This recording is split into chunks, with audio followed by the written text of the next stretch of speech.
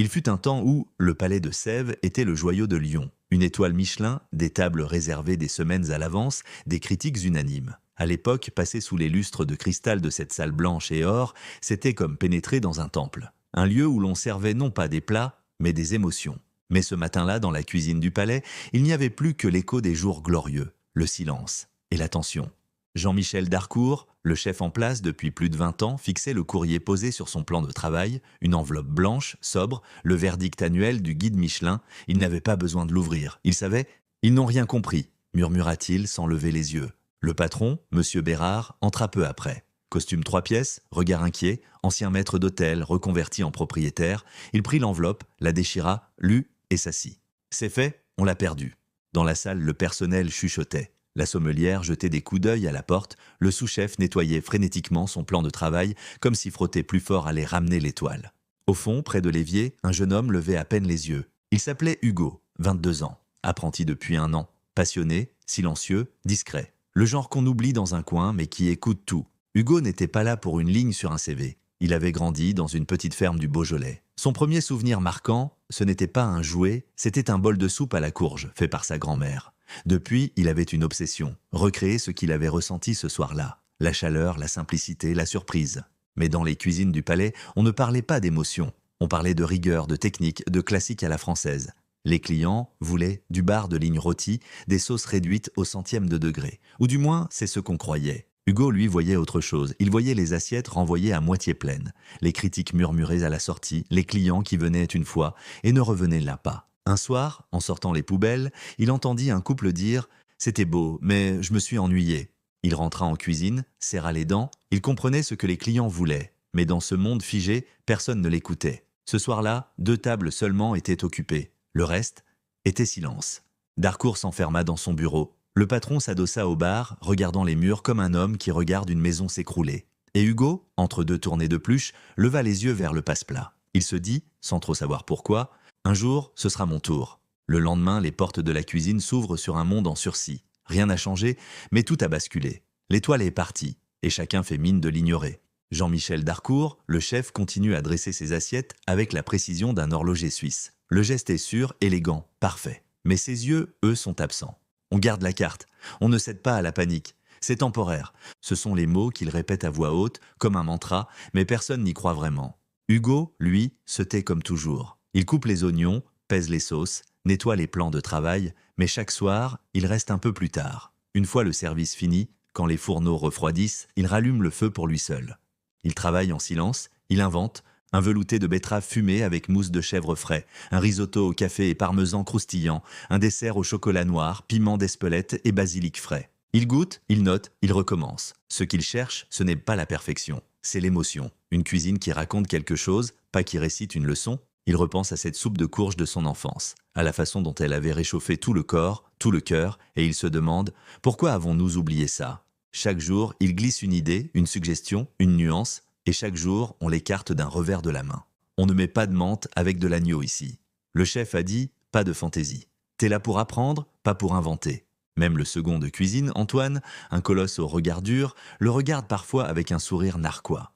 Tu crois qu'ils attendent ton petit risotto végétal, les clients? Ils veulent de la truffe et du homard. Mais Hugo a vu autre chose. Il a vu une femme d'affaires picorer son turbo sans conviction, en jetant des coups d'œil à son téléphone. Il a vu un jeune couple commander un plat à 48 € et s'échanger un regard gêné quand l'assiette, minuscule, est arrivée. Il a compris, les clients ne veulent pas forcément du luxe, ils veulent être surpris, touchés, reconnus.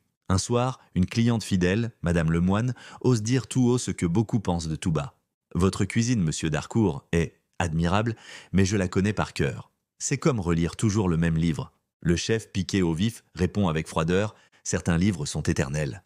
Elle sourit tristement, paie l'addition, et ne reviendra jamais. Hugo a entendu, et il sent qu'au fond de lui, une étoile commence doucement à briller.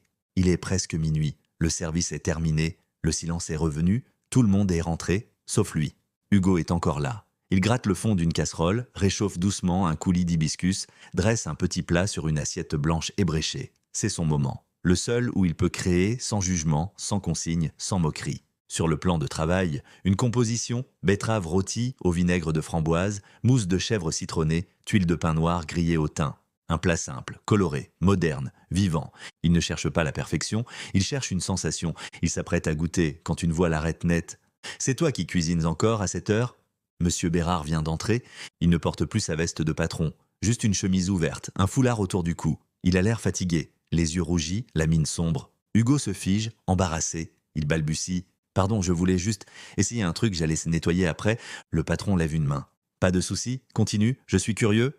Hugo hésite, puis coupe une portion, la place sur une petite assiette propre. Il l'attend sans un mot. Bérard goûte. Silence. Il mâche lentement, les yeux fermés. Puis il rouvre les yeux. Quelque chose a changé dans son regard. C'est toi qui as fait ça? Oui, monsieur. Tu peux me refaire ce plat demain midi, juste pour moi, disons officieusement. Hugo hoche la tête. Il ne sait pas encore que ce moment vient de changer sa vie. Pendant que le service du midi bat son plein, Hugo prépare discrètement son assiette dans un coin du passe. Il dresse avec soin, évitant le regard des autres. Le patron vient le chercher, il emporte l'assiette et la présente au chef d'Harcourt sans révéler son origine. Une suggestion d'un nouveau fournisseur. J'aimerais ton avis. D'Harcourt goûte, fronce les sourcils, puis prend une deuxième bouchée. C'est pas mal, léger, un peu audacieux, mais pas idiot. Qui a fait ça? Le patron esquisse un sourire. L'apprenti? Silence glacial. La cuillère tombe dans l'assiette. L'apprenti? Ce gamin? Tu me fais goûter ces recettes maintenant? C'est ça, notre nouveau niveau? La voix claque, cinglante. Les commis se figent. Hugo baisse les yeux. Ce n'est pas une cuisine, c'est un caprice d'étudiant. On ne joue pas à Top Chef ici. Bérard rattrape Hugo. Je suis désolé pour tout à l'heure, ce que tu as fait était remarquable. Et crois-moi, je ne suis pas le seul à le penser. Il s'approche, pose une main sur l'épaule du jeune homme. On va trouver un moyen.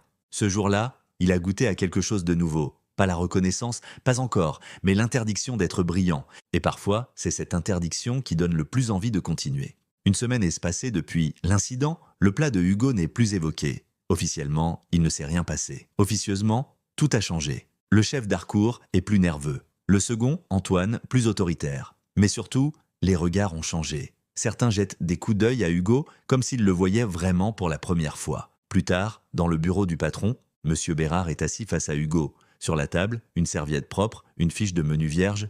Écoute, j'ai réfléchi, on va faire un essai. Le dimanche soir, on a très peu de clients. Je vais lancer une offre menu découverte. 3 plats, à prix réduit. Tu les composeras. Ce sera discret, sans prétention, juste un test. Hugo le regarde bouche bée. Et le chef? Le chef n'est pas obligé d'être au courant tout de suite. Hugo a conçu un menu sobre mais audacieux. Entrée, velouté de courgettes glacées, mousse de parmesan et citron confit. Plat, filet de lieu noir, croûte d'amande, purée de céleri au curry doux. Dessert, fraises poêlées, crème de balsamique, meringue au poivre. Il regarde les assiettes sortir, il observe les clients, il attend. Puis il voit une chose qu'il n'avait jamais vue depuis qu'il travaille ici. Des sourires en bouche pleine. Des clients qui ferment les yeux, qui prennent des photos. Une dame se lève même pour féliciter le serveur. Le lendemain matin, dans la salle encore vide, Bérard s'approche de Hugo, café à la main. « Tu veux voir quelque chose ?» Il lui montre son téléphone et un post Instagram d'une blogueuse food locale, photo du dessert. Légende. Enfin un peu d'âme dans ce palais figé. Bravo au menu découverte. Une vraie claque. Hugo lit 3 fois la phrase. Il n'arrive pas à y croire, mais toute lumière attire une ombre. Dans l'après-midi, D'Harcourt tombe sur le même poste. Il lit, se fige, puis explose. Quel menu découverte? Qui a validé ça? Tu veux qu'on transforme mon restaurant en food truck bobo, Bérard? Le ton monte. Antoine, le second, écoute tout. Et quand il passe devant Hugo plus tard, il crache entre ses dents « Profite bien de ta minute de gloire ». Mais la semaine suivante, le patron impose une reconduction du menu découverte. Cette fois, 5 tables, puis 8. Les réservations du dimanche augmentent. Des appels, des messages sur les réseaux sociaux. On demande « Est-ce que le jeune chef est là ce soir ?» L'apprenti n'est plus invisible. Mais ce succès précoce a un prix. Le chef d'Harcourt devient distant, moins exigeant, mais plus froid. Il ne crie plus, il ignore. « Il veut que je parte de moi-même », pense Hugo. Un soir, il surprend une conversation, D'Harcourt parle au second, laisse-le jouer. Quand ça ratera, il n'aura plus rien à dire. Et malgré la fatigue, le stress, les tensions, Hugo continue. Il rentre tard, il se relève tôt, il griffonne dans ses carnets, cuisine à la maison, lit des livres, il veut apprendre, il veut comprendre. Pas pour prouver qu'il a raison, mais parce qu'il sent que quelque chose de grand est en train de naître. Il goûte sa dernière création, c'est pas encore ça, mais je m'approche. Le menu découverte fait salle comble tous les dimanches, les réservations affluent. Les clients reviennent, et avec eux, une rumeur. Une blogueuse gastronomique de renom poste un tweet. Un vent nouveau souffle sur le palais de Sèvres, un jeune talent à surveiller. Et très vite, dans les coulisses du monde culinaire lyonnais, une nouvelle tombe, un inspecteur Michelin est attendu. Bientôt, incognito. Dans le bureau du patron, rideau tiré, voix grave, chuchotée. Monsieur Bérard rassemble Darcourt, Antoine et Hugo. On a une opportunité, peut-être une dernière. Je veux que tout soit parfait. Le regard du chef Darcourt est froid. Il coupe court. Pas de fantaisie. Ce soir-là, c'est ma carte. Pas question qu'un apprenti joue les artistes pendant qu'on nous évalue. Hugo veut protester. Il hésite. Puis il baisse la tête. Ce soir-là, c'est la vieille école qui reprend le pouvoir. Le chef ressort ses plats signature, le turbo poché, le pigeonneau à la truffe, la sphère chocolat menthe. Tout est exécuté au millimètre. Chirurgical, parfaitement oubliable. Le service est long, trop long. Un commis renverse une sauce. Le pigeon est tiède, l'ambiance est tendue comme une lame, personne ne parle.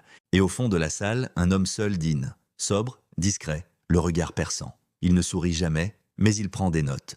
Le chef Darcourt retire sa veste, transpirant, crispé. C'est fait. Mais il le sait, ils le savent-tu tous, ils ont échoué. Le lendemain matin, le patron entre dans la cuisine plus tôt que d'habitude. Il regarde Hugo longuement, puis soupire. C'était pas mauvais, c'était juste vieux, comme si on avait sorti les archives d'un musée. Pour Hugo, c'est un coup de poignard. Pas parce qu'il a été écarté, mais parce que le restaurant qu'il aime a choisi de rater sa chance. Il pense à tout laisser tomber, rendre sa veste, partir, mais au moment où il commence à écrire une lettre de départ, une notification s'affiche sur son téléphone. Une critique, signée par la blogueuse influente, celle du premier dimanche. Le palais de Sèvres est encore prisonnier de son passé, mais il y a une lumière là-dessous, quelqu'un qui cherche autre chose, un jeune chef qu'on n'a pas encore autorisé à s'exprimer vraiment. Quand ce jour viendra, je serai la première à réserver. Hugo relit le texte, 3 fois. Puis au lieu de finir sa lettre de départ, il rouvre son carnet. Dans la foulée, Monsieur Bérard le convoque dans son bureau. « Je vais être honnête, si on continue comme ça, on ne tiendra pas 6 mois. Il faut tout changer, et je veux que ce soit toi qui le fasses. » Hugo recule, stupéfait. « Moi ? Mais c'est le chef ?» Le chef est fatigué. Il commence à comprendre que sa cuisine appartient à une autre époque. Il ne l'admettra pas, mais il sait. Et s'il refuse de t'écouter, alors je devrais faire un choix. Darcourt entre. Il pose sa mallette, salue sèchement, puis regarde Hugo. Le patron veut que tu proposes une nouvelle carte. Très bien, mais je reste en cuisine. Je goûte tout, je corrige tout. Je refuse de servir un seul plat qui ne soit pas digne de cette maison. Hugo, surpris, acquiesce. D'accord, travaillons ensemble. Un silence, long, puis Darcourt murmure. On verra bien si t'as du feu dans les mains, ou juste des idées dans la tête. Ce jour-là, une drôle de paix s'installe. Fragile, tendue, mais réelle, le feu va reprendre. Et cette fois, 2 flammes brûleront côte à côte. Le vent a tourné, lentement, silencieusement, mais il a tourné. Ce n'est plus une rumeur, Hugo va refaire la carte. Une carte pour tout le palais, pas seulement pour le dimanche soir, et cette fois, Darcourt ne s'oppose pas. Il reste, il observe, il goûte, il juge.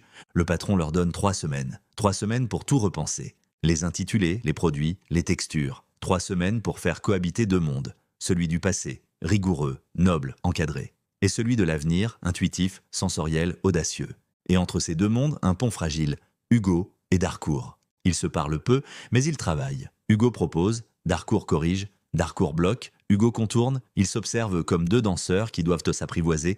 Un jour, Hugo présente une assiette végétale, ravioles ouvertes de courgettes, ricotta, pistaches torréfiées, bouillon de champignons réduit au soja fumé, zeste de citron vert en finition, Darcourt goûte, fronce les sourcils. Ça manque de structure, Hugo hésite puis ose, ou c'est vous qui êtes habitué à trop de rigidité.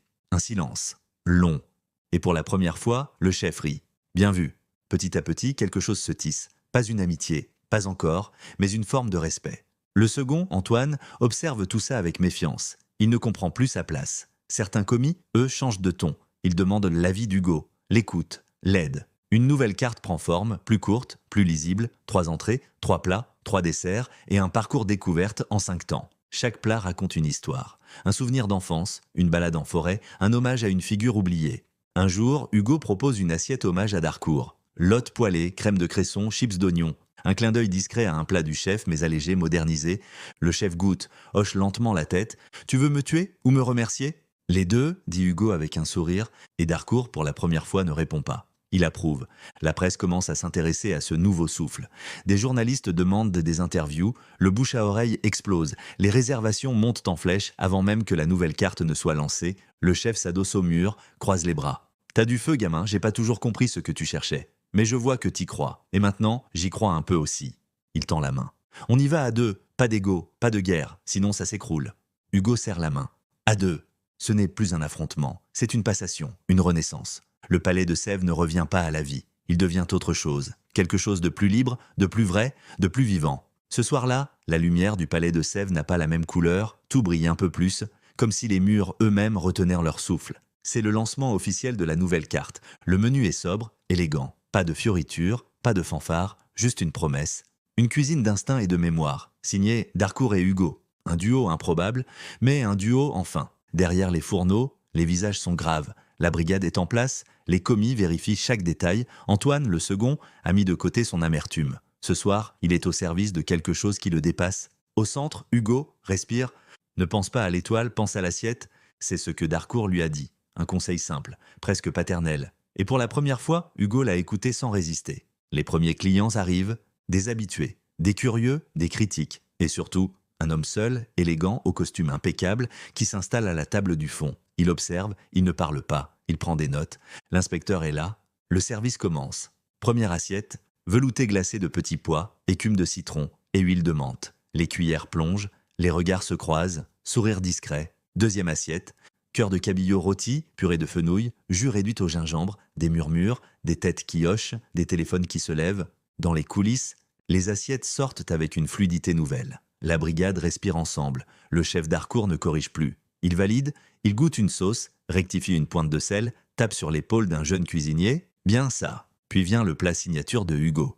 Filet de canette, glaçage miel, miso, mousseline de carottes, condiments à l'orange amère. Une assiette lumineuse, audacieuse. Au fond de la salle, l'inspecteur plante sa fourchette, goûte, reste immobile, puis prend un nouveau morceau, note quelque chose. Personne ne dit un mot, mais tous l'ont vu. En cuisine, l'ambiance est électrique. Les assiettes défilent, précises, belles, maîtrisées. Hugo échange un regard avec le chef. Pas un mot, juste un signe. Le dernier dessert arrive. Poire pochée au sirop d'épices, crumble au sarrasin, crème glacée au foin. Une création de Hugo, validée sans condition par Darcourt. Tu n'enlèves rien, avait-il dit. C'est parfait. La poire arrive devant l'inspecteur. Il la coupe, la goûte, ferme les yeux. Puis, lève doucement la main. Il appelle le serveur, discrètement, et murmure quelques mots. Quelques minutes plus tard, le patron Bérard est appelé à table. Il s'y rend, cravate droite, main moite. L'inspecteur sourit à peine. Je voulais saluer l'élégance du service et la sincérité de cette carte. Il y a là un souffle nouveau, quelque chose de rare. Bérard hoche la tête, tente un sourire. Nous avons changé beaucoup de choses. Ça se sent. Puis il se lève, serre une main et part sans un mot de plus. Le service est terminé. Hugo se laisse tomber sur une chaise. Il regarde ses mains. Elles tremblent un peu. Le chef Darcourt s'approche, s'assoit en face de lui. C'était ton soir et tu l'as honoré. Je ne sais pas si on retrouvera l'étoile, mais on a retrouvé notre fierté.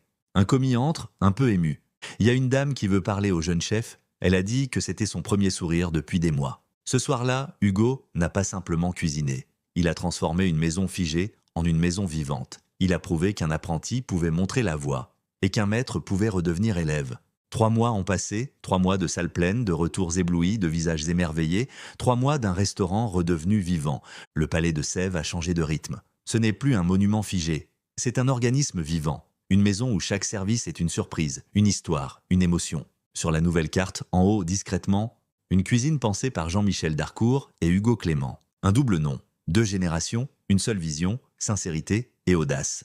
Un matin, le patron Bérard entre dans la cuisine avec une enveloppe rouge. Il ne dit rien, mais son sourire en dit long. Le chef Darcourt sort ses lunettes. Hugo, lui, s'approche à pas lents. Il sait, il le sent.